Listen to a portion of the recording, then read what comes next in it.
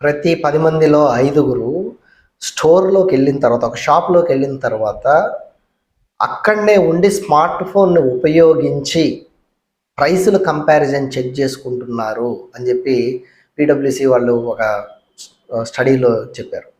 అదేవిధంగా ప్రతి 10 మందిలో 5గురు వాళ్ళు ఆన్‌లైన్‌లో టాప్ వెబ్‌సైట్‌లలో సెర్చ్ చేసి కంపారిజన్‌లు చెక్ చేస్తున్నారని చెప్పారు.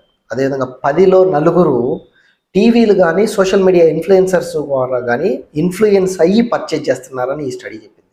ఈ స్టడీ చెప్పిన దాని ప్రకారం మనకు అర్థమవుతుంది ఏంటంటే, మన దగ్గరకు వచ్చి కొనే ముందుగానే వివరాలన్నీ తెలుసుకొని వస్తున్నారు, చెక్ చేసుకొని వస్తున్నారు, అన్నీ చేసి వస్తున్నప్పటికీ కూడా అలాంటి వాళ్ళకి అమ్మాలి అంటే మన దగ్గర నిజంగా సర్వీస్ చేసే మెంటాలిటీ ఉండాలి. గూగుల్ చేస్తేనో, బయట వెతికితేనో దొరకని ఇన్ఫర్మేషన్, ఇన్సైట్స్ ఉండాలి. అవి